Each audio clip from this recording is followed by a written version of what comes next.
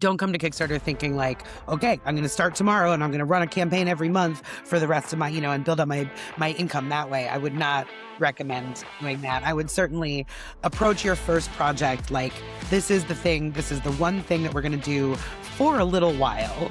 And that will also teach you a lot more about what your bandwidth is required to run a campaign, how long it takes to set it up, what kind of work you need to do for your audience building, how the print production, is going to work for you, and the fulfillment, like all of those things. Everybody talks about Brandon Sanderson and his $40 million, but, Brandon didn't put $40 million in his pocket. Brandon has a staff of 80, he has a warehouse, he has, he's essentially running a small publishing company. So, their costs are commensurate with the earnings most of the time.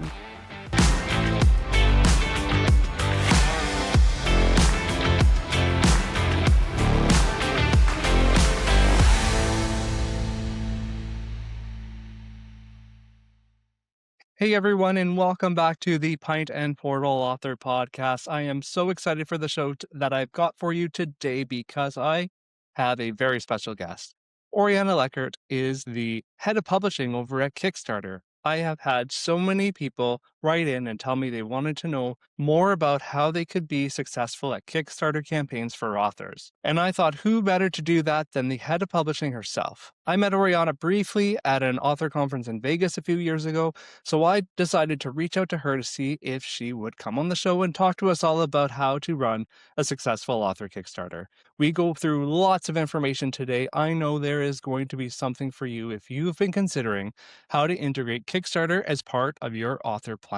We talk about the fundamentals that you'll need to start a Kickstarter, who should consider running a Kickstarter, and which Kickstarter campaigns seem to perform the best for authors. Stick around, you're not going to want to miss this episode.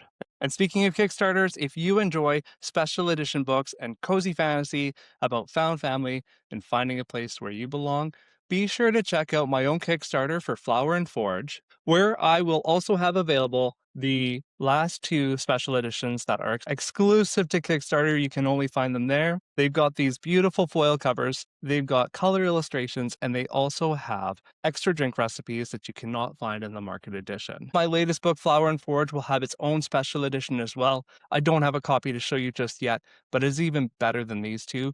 It's got sprayed edges, it's got full color illustrations, and so much more. I can't wait to show you all. Head on over to the link in the description below, or go to Kickstarter and search for Flower and ampersand Forge. That's flour as in the baking ingredient, not flour as in a pretty flower. And check out the special edition there. I've got mock-ups and a few updates, including a color map and a few other things that were not available in the Kickstarter editions of The Bartender Between Worlds and The Greatest Pub in the Multiverse. But you will be able to get all three of the special editions there, so head on over and check it out. The campaign starts April 28th, so hit that notify me button when you get to the page so you don't miss out on the campaign, because you can only get these books there. And with that, let's get on with the interview. So welcome back to the Pint and Portal Author Podcast. I am so excited today because we have a very special guest. I want to welcome Oriana Leckert to the podcast. Thank you so much for having me. I'm delighted to be here. Yeah, you're so welcome, Oriana. We met briefly at Author Nation a couple years ago. It was very quick, but we've chatted via email a couple times since. So for those who don't know who you are, can you give us a little bit of information about who you are and what you do? Yeah, totally. I'm Oriana. I'm the head of publishing at Kickstarter. I've been at Kickstarter for 7 years. It's the longest I've been at any company. It is a very cool job. It's not a job I thought I wanted at the beginning, but it is for sure the best job I've ever had. My background that I bring to this work has been sort of half and half traditional book publishing and digital media. I was an arts and culture writer for a long time, and I've worked all around the publishing industry. I was a matchmaker for ghostwriters. I was a fact checker for a book packaging company, a reader for a literary agency. I was at Random House before it was PRH. So, I've been around the block, and Yeah, everything I care about probably comes back to books, writers, and publishers. fantastic. Yeah, and I love that. I mean, it's not that you're just working for Kickstarter and you happen to have been stuck at the head of publishing. You have a background with writing, you have a background with publishing, so you know the industry and you're bringing all of that to the table as well. And, I've had multiple people message me since I restarted the podcast. We've talked, a little bit about Facebook ads. We've talked a little bit about TikTok and all that, this sort of thing. We've talked a little bit of the Kickstarter, but I've had a few people ask me, can we dig deeper into Kickstarter as a platform for authors? And I thought, well, who better than to ask to come to talk about that than the head of publishing at Kickstarter? So I'm so thrilled that you're here. So can you, for authors who maybe don't yet know about Kickstarter or that Kickstarter can be used as a platform for authors. Can you, I guess, give us just a little bit of high level summary of what Kickstarter is and how authors tip? Well, let's just start off with what Kickstarter is. Yeah, totally. So Kickstarter is a crowdfunding platform. We are a public benefit corporation, which is a legal and business charter that requires us to, it basically turns us into a mission driven for profit organization. Everything we do comes back to supporting creators and bringing more creative projects into the world. Every Kickstarter campaign has to make something new to share with the world. We have, I think, 22 creative categories. So while publishing is all I care about, it is not everything that happens on Kickstarter. If you're only dimly familiar with the site, you're probably aware of it for either games or gadgets. But publishing and also comics are some of the strongest categories on the site. There's been year over year growth in my category every year since I think 2018 by like every metric, by, new projects, number of campaigns launched, number of dollars raised, success rate, things like that. Yeah. So Kickstarter is all or Yeah. nothing crowdfunding. That means if you set out to raise $5,000 and you only raise $2,000, you don't get any of the money. People tend to think that that's really scary, but it was actually designed with creative people in mind. When you make a campaign, you're making a lot of promises about the thing that you're going to create, what it's going to look like, feel like, Right. etc. And so we wanted to make sure that nobody was trying to bring their creative idea to life with an incomplete budget. And then, of course, we found that that sort of tangible urgency of the all or nothing framework tends to propel projects to and often far beyond their stated goal. Yeah, right. Yeah, there's a couple things there that you touched on that I want to ask you about. First of all, I guess you mentioned that Kickstarter is publishing on Kickstarter is growing year over year. A lot of times I hear people say that it's saturated on Kickstarter, that you can't raise as much as you used to because there's so many projects on there. But based on what you're saying there, that is not the case. Totally not true. No, we had 3,000 first-time creators last year. We have Wow. every project tends to bring new backers. Kickstarter is designed to have an amplifying effect. So the best way to approach things is to bring your audience first. That signals to our algorithm that people like this and we should Mm, show it to more and more people. So in publishing, usually about 30%, 20 to 30% of your audience is going to come from the broader Kickstarter ecosystem, which is, that's not nothing. You are growing your audience by being on the platform, but it's also certainly not everything. right. Everybody who runs a campaign is bringing new people into the ecosystem. And in fact, that what some people consider saturation is actually really good for the ecosystem as a whole, because if somebody comes in from their friend's cozy mystery and then sees three other cozy mysteries that they could back, suddenly they're starting to understand that like this is a place where they can find the books that they like and the projects they want to support. So that encourages them to stick around, back more projects, and that's how things grow and grow. Yeah. No, and that's really exciting. I guess based on that, on what you were saying there, let's say maybe I'm not a brand new author, I've got a couple books out, but maybe I don't have a huge reach. Maybe I have a newsletter, but it's not very big. I've got maybe a few hundred followers on social media. Is Kickstarter a platform that I can go to without a huge following, or do I have to be someone who's known like Brandon Sanderson to get any traction on the platform? Yeah, well, the answer relies on how you define success. If you're an emerging author with a relatively modest following, maybe now is not the time to try to fund a $50,000 deluxe leather-bound edition of your masterwork. But Hmm. certainly if you can make sure that your ambition matches your reach. So what you want to do, what you want to make, and how much money it's going to cost you to do that. If there's a match between that and the audience that you have, not to mention the levers that you can pull to get beyond that audience, your chances of success are really high.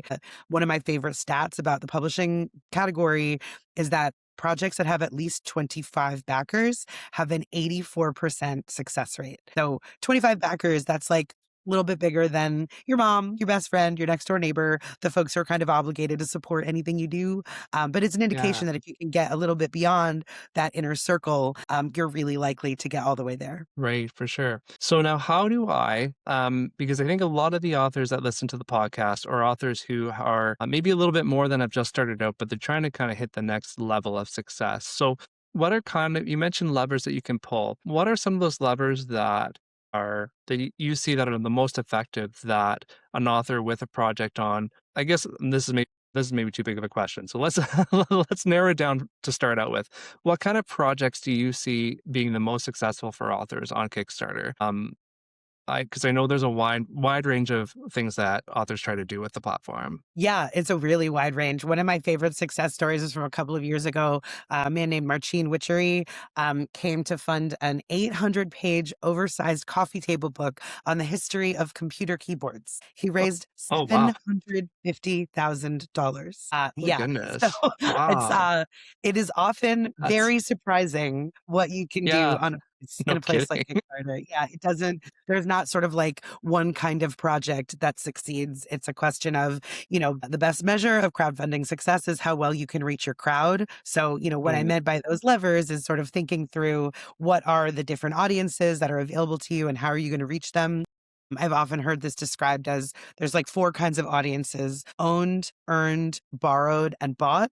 And so, I Okay. mean, I can go into each of those unless you kind of already get what I'm saying. But, the challenge is to figure out how to cultivate each of those audiences and what to do to, bring your project to them and get them to hop on board. Yeah, for sure. Yeah, I think I would love to dive into each of those, but I do want to stick a little bit on the campaign type for a bit because I know that Totally. there's some, from what I've heard, things like, because often people will say, well, I have my book out, but I need to pay for my audiobook, so I'm going to do a Kickstarter for just the audiobook, and people are going to fund my audiobook production. I've heard that that type of campaign isn't necessarily as successful as others, but do you see that on your end? I'm a little bit surprised that audiobooks aren't slightly more successful.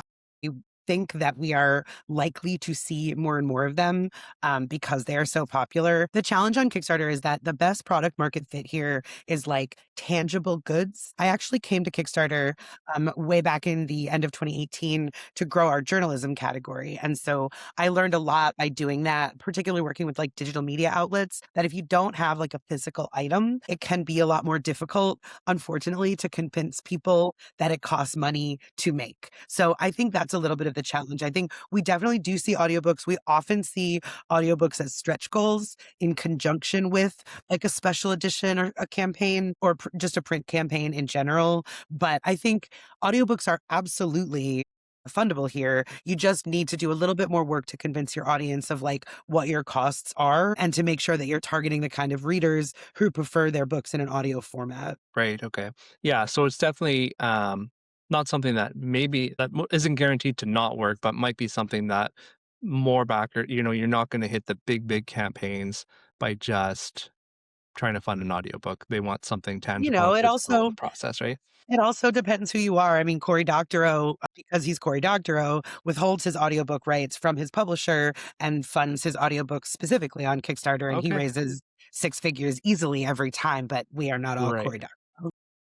Right. And that comes back to bringing your own audience into the campaign because obviously he has a following, he has an audience that he's bringing in and is able to do something like that. So I guess that brings us to kind of what you were talking about the different your different audience types as far as I forget all the ones you listed borrowed, brought and Yeah, so, this is from Russell Nolte, actually, who I don't know if he's familiar to okay, you or your readers, I but know who yeah, he is, yeah.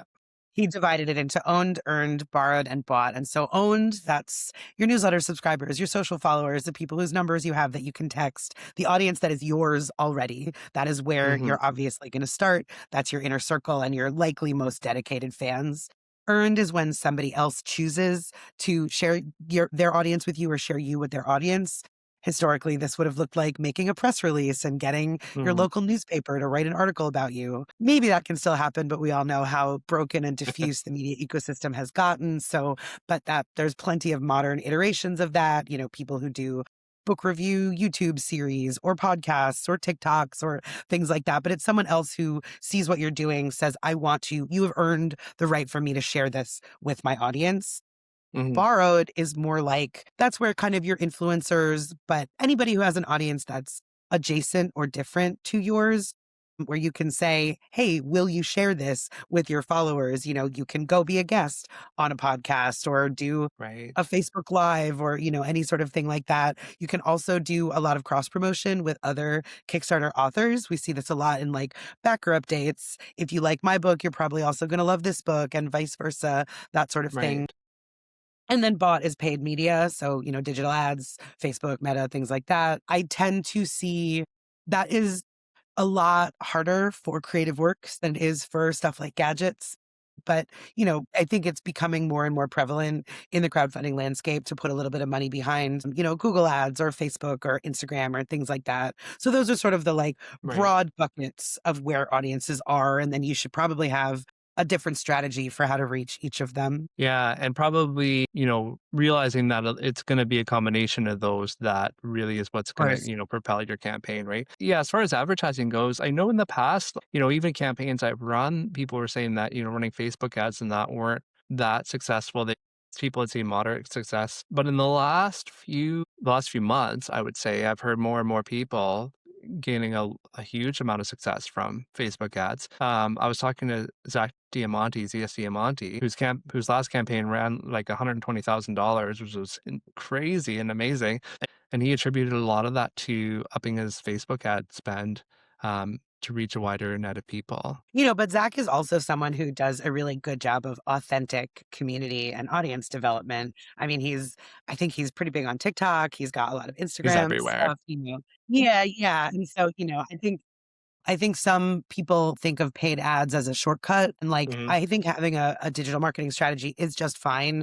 But better in the long run is that authentic audience and community building, finding your readers where they are, making people, really excited to proactively support what you do now and in the future, not just click an ad, say, sure, why not, and then move on with their day.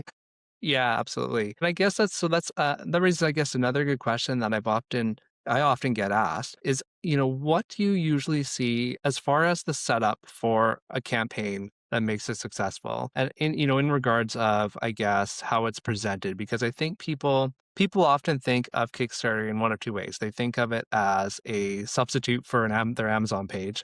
So they're sending people to a book page, or they think it's a GoFundMe and they think that they're just asking people for money. But it's not. I don't. But it's not really either of those two things. So No, certainly. how do you kind of explain that to people? Yeah, sure. I mean, for the GoFundMe thing, that's that's easy. It is exactly the opposite of asking for charity. Kickstarter is project-based fixed funding. You're saying, please join me on this creative journey to make this thing and bring it into the world. And in exchange, you get things. It is not money for nothing. It is money for rewards, which is, of course, Right. your book, your series, your audiobook, your ebook, etc. But all kinds of other things can be, to my mind, the rewards are actually the most exciting part of the Kickstarter proposition. It allows you Yeah. to come up with all sorts of like cool, weird, exciting things that are going to really thrill your audience. Some Right. examples that I often give: Penny Reed, who's a romance novelist, her main series is called Knitting in the City. She's got a friend who owns a yarn store in her town, and they made a custom color of yarn that was only Fun. available during her campaign. Well, Another that's cool. romance novelist, Kat Singleton, she does Why Choose Romance with like multiple suitors. And her audience asked her for candles that smelled like each of the different men involved. I'm not saying that Okay. your work involves multiple suitors or knitters, but there's something like that that has that same kernel of like really only existing for your fandom. And you Mm, can also talk to your audience. Kickstarter is great for this too, collapsing those boundaries. You can say to them, hey, we're going to do a stretch goal. Would you rather see some enamel pins or French flaps on the book jackets? Would you rather I did a virtual launch party where everyone could come, or hand annotations on the highest tier versions of these books? There's like all yeah. kinds of things that people can come up with. And I will say, this is, the first and probably not last time I will say this. Those are all rewards that I am aware of because I saw somebody else do them. I didn't come up with those. The best thing you can Right. do for yourself, if you're even a little bit Kickstarter curious, is to back other people's campaigns. First of all, Hmm. it's really fun. It's really fun and exciting to be a backer, to help support bringing creative projects to life. Second of all, it is marvelous market research. You get to see what everybody else is doing, what they do right, things that you wish they had done differently, so that you can incorporate that into what you're doing and like make it even more exciting when it's your turn to be on the creator side. And then finally, it just makes you a part of the community. You know, community building is so central to everything an author does, to everything that brings success in a Kickstarter. So if you are part of this world of other authors who are on the same journey that you are, it's only going to make you all stronger together. Right. Yeah. I mean, so many good ideas there and lots that, lots that people, can consider. And I think, sometimes with Kickstarter, people start to get overwhelmed with how many options of things that they can do, right? Because it really is, there's so many. I mean, it's really the limits to your imagination almost with what you can do. As far as the GoFundMe thing goes, I think, what I had someone recently ask me about, or, say that, oh, I don't want to ask people for money. I'm like, well, you're not asking for money. You're allowing your readers to find you on another platform, right? Yeah. Like is really all it is. But it's also a platform that allows you to do things that, especially as indie authors, that we often don't have a chance to do in as far as connecting with our readers. A lot of traditionally published authors now get to do the sprayed edges and all that sort of fun thing in their market releases, where we don't really have that option to do that. I mean, we could do it direct to our store, but it allows a platform of discoverability for us that we wouldn't necessarily have otherwise. Maybe the support to justify printing a larger print run for those Yeah, well, items as exactly. well. You can, in Kickstarter turns the traditional publishing P&L on its head, where you get the money first.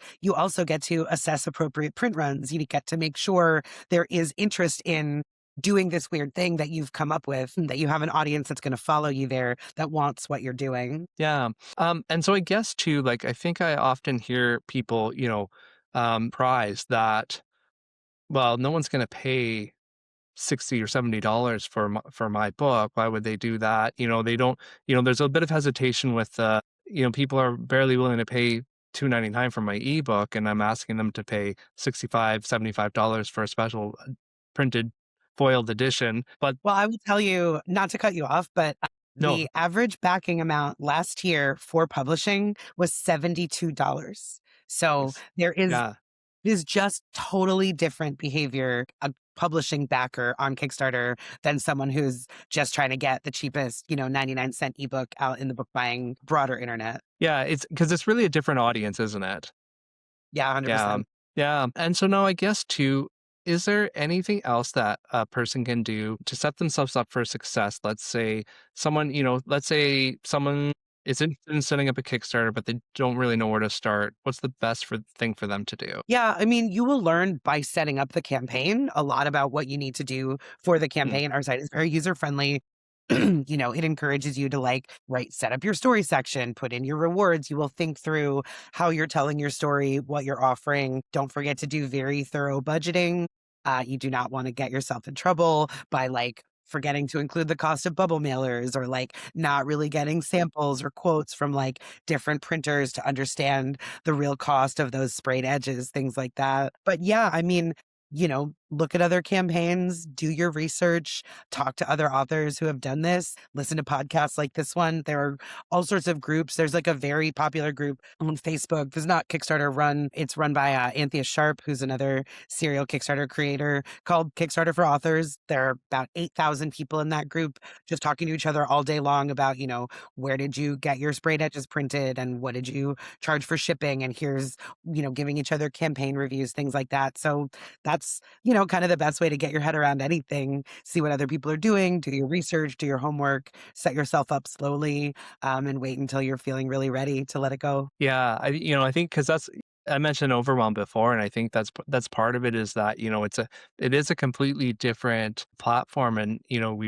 for authors who've just learned how to, okay, well, I figured out Amazon and now I'm looking for other avenues. There's a lot of things that we don't have to consider when, we're just uploading to Amazon, let's say, because we have to, okay, where do I get this printed? Where do I get artwork from? Where do I get all of these, the foil and the sprayed edges and that sort of thing? And it's a completely different ecosystem.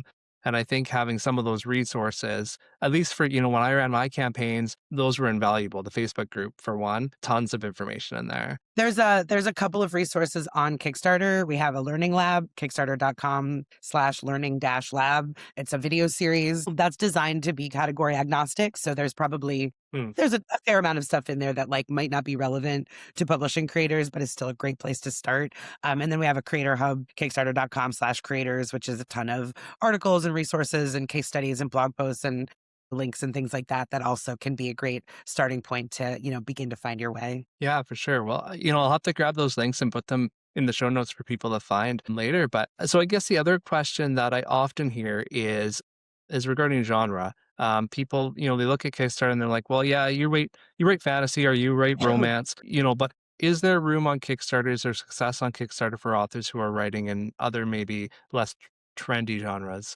Yeah, absolutely. I mean, there was almost no romance on Kickstarter 4 years ago. And like, yes, that of Hmm. course mirrors the trends in the broader publishing landscape, but like, there becomes a critical mass of like people start trying it, more people start trying it, and they jump on board. There's also, I think, unlike Amazon, where people are really just there because they want to find, reverse harem lesbian romance set on the moon, and they will only find the books in that sub genre to appeal to their tastes. Kickstarter, there's a lot more just like willingness to try to go cross genre, to read, to back a lit RPG and then a cozy mystery and then a historical fantasy, because it's more about just sort of like supporting these writers in their creative acts.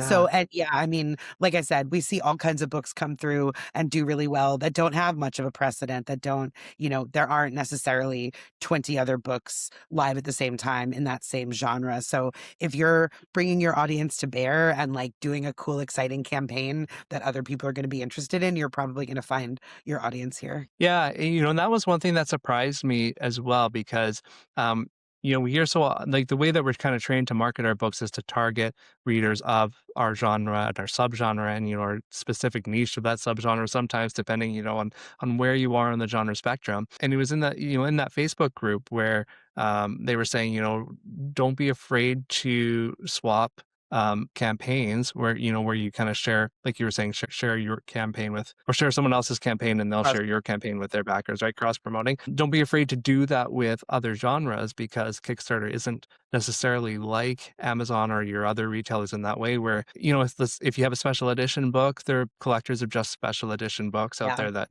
aren't as, they're willing to read cross genre where they might not be in other portions of the market, right? totally. Yeah, that's absolutely what we Yeah, see. yeah. Now, how I know with Kickstarter, before you launch, you can set up, you get your campaign kind of set up, and then you submit it for review. What are kind of the standards for that submission? I know people the first time they set up a campaign, they're scared to hit that button of sending it to review before it even goes live.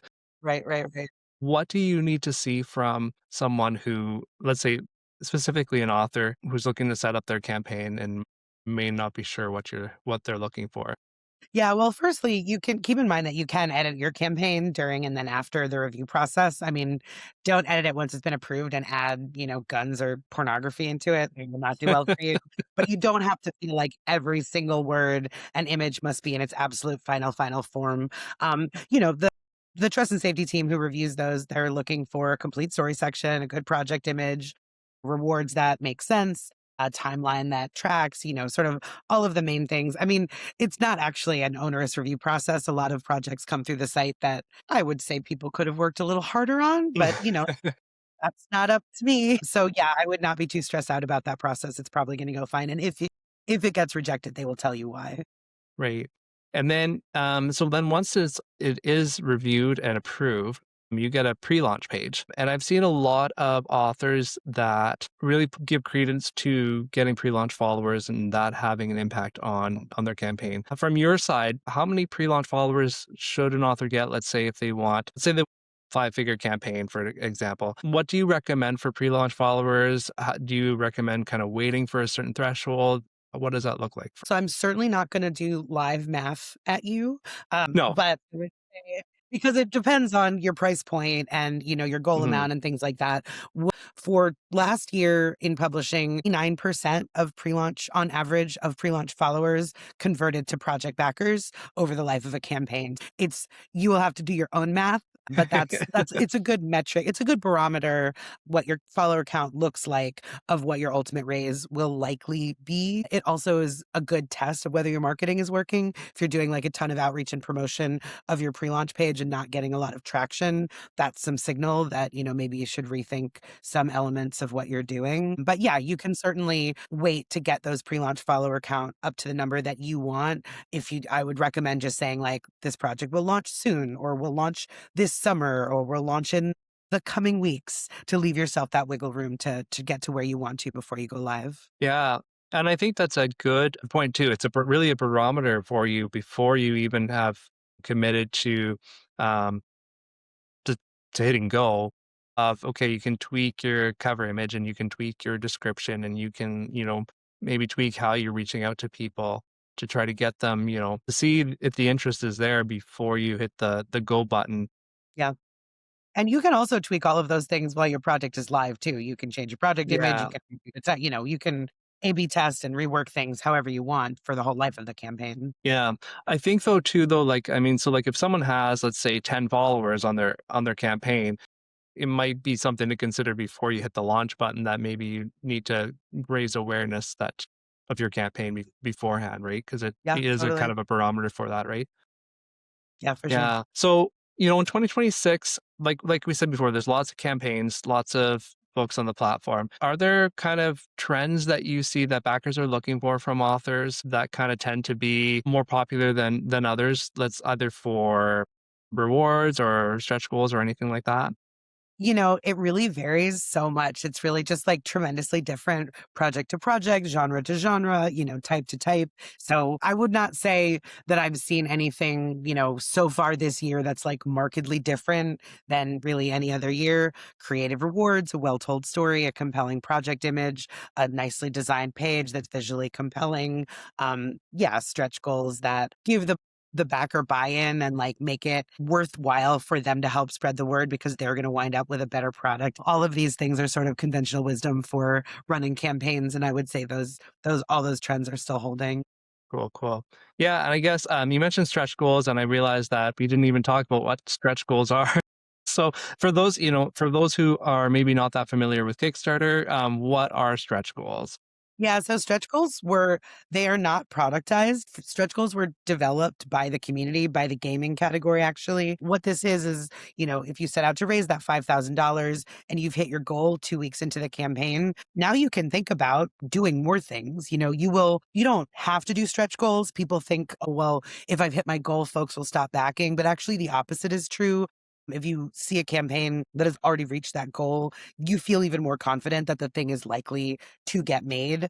And so people will keep backing just because they want your original item. But if you'd like to make stretch goals, you can say, well, if we raise another $2,000, we're going to do a ribbon bookmark or a full color art insert or French flaps or a run of enamel pins or tote bags or, anything else like that. To be very clear, if you do not hit your base goal, you won't get any of your money. But once you've hit that, you don't have to hit your stretch goal. The stretch goals are just nice to have. You will still get all the money that you've made. Yeah. Yeah, and they end up being ways to communicate with the backers, I think, like, people kind of that it's a good excuse to, It's a good message the marketing backers and keep marketing the, message. Yeah, excitement going with about the campaign, right? totally, And making it, extra special because I think that's a lot of the times what they're looking for. totally. Yeah. The other thing you mentioned, that I guess we didn't talk too much about was, setting the goal for your campaign, where I guess, are there strategies that seem to work better for others? I've seen some people set a pretty low budget or low goal to start out with, so they get that funded within 24-hour Yeah, mark they can put on their thing. Others set it for what they actually are hoping to achieve, and they set it to, 50 grand or, whatever that is. What strategies have you seen that work out well in the end for people? Yeah, I mean, as I said, I think earlier, like you really need to make sure that your ambition matches your reach. So, I know there is a trend in people setting their goals very low. If you're doing, a book launch of a paperback that you're just doing print on demand and you want to have a $500 goal, that makes sense. But I think that, what I recommend is asking for the minimum amount that you really need to do the thing that you're promising. When I see like deluxe special edition campaigns with a $500 goal, that bums me out because, like I said at the very beginning, like Kickstarter was designed so that you can make enough money to do your thing. If you only raise $5,000, but you need 10 grand to make your project, now you have to put in all of the rest of the money to get your unit cost to a place where you can do your production, et cetera, et cetera. So to me, I think making sure that you don't have to do this at all unless you have the money you need to do it is better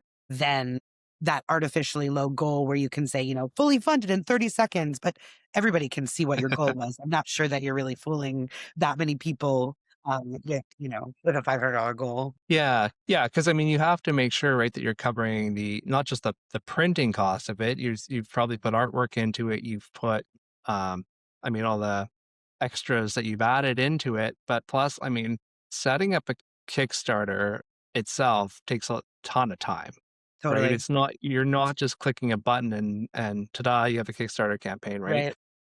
Yeah, because I think, you had mentioned before, that seeing that your campaign is, nicely illustrated and nicely laid out and that sort of thing, and it looks somewhat professional. I mentioned a little bit earlier, I've seen authors that will, just kind of read their Amazon page on on the listing, and it just kind of reads like their book blurb and that sort of thing, but that's not really what Kickstarter backers are looking for.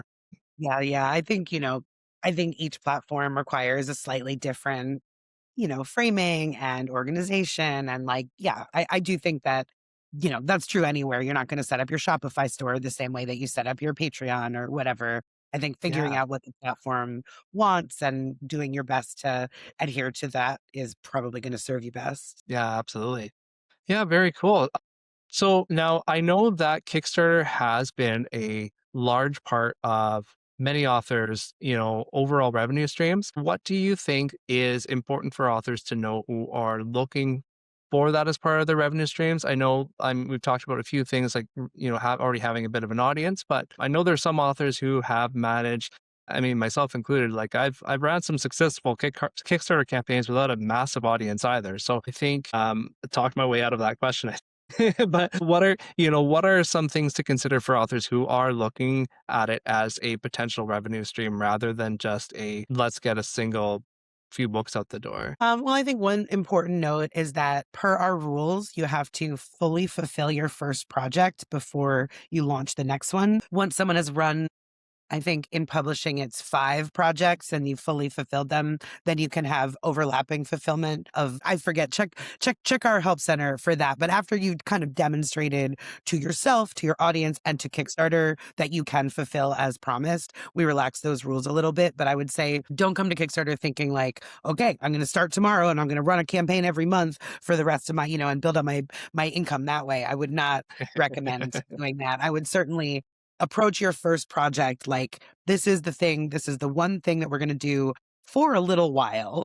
And that will also teach you a lot more about what your bandwidth is required to run a campaign, how long it takes to set it up, what kind of work you need to do for your audience building, how the print production, is going to work for you and the fulfillment, like all of those things. So I would say, yeah, like start slow. Start slow. It is a lot of work. It does take a lot of time. It is a new platform. You're retraining your audience, you're retraining yourself. So yeah. And then once you've got a campaign under your belt, you will probably know a lot more about how often you would like to do this, how many times you want to do it again, what kind of cadence makes sense for you, that sort of thing. Yeah, yeah. I think I know for myself as well. I underestimate. I know a lot of authors don't realize how long the fulfillment process actually takes because Totally. yeah, I mean, obviously it depends on what your rewards are, but to print the special editions isn't you're not printing a book from KDP and getting it shipped to you the next day. It takes months. Yeah, And totally.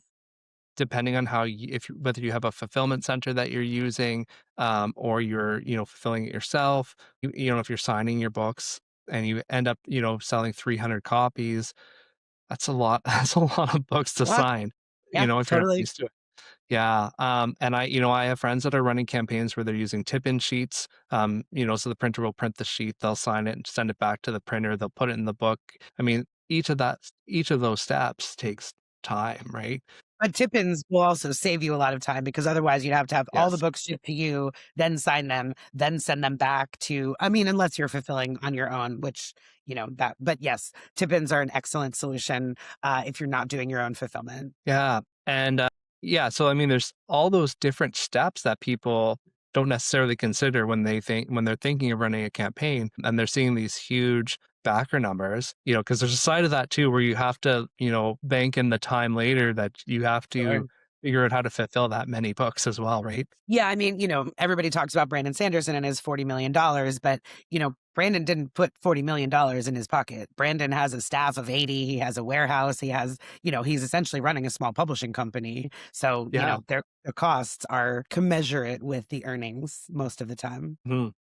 And yeah, and absolutely that I think that goes for, smaller author campaigns too, because, people see the 5 figure, especially on the low 5 figures, when you're looking at those numbers, I mean, it sounds great, but there's a lot of expense that goes into that, especially because Which is that why you usually gotta includes do a really thorough budget so you know what you're getting into before you start. yeah, I mean, yeah, because that includes, I mean, because those numbers include the shipping costs as well. Like that's not Yeah, usually so depending on how you run it, right? it is possible now to charge shipping later, through our Kickstarter's pledge manager or through a third party pledge management system. That didn't used to be the case. You used to have to do all the shipping. But yeah, we've basically with our pledge management system added a second checkout so people can buy back the item during the campaign, and then during pledge management, you can collect taxes, shipping, do add-ons, upgrades, new backers, things like that. So that Right. amortizes the cost a little bit. Yeah, for sure. Very cool. So before we wrap up, is there anything that authors should consider before that maybe they shouldn't do when they decide to run a Kickstarter campaign? Yeah, everybody asks me that. I don't have any like major no-nos. I mean, don't overreach. It's all or nothing funding. So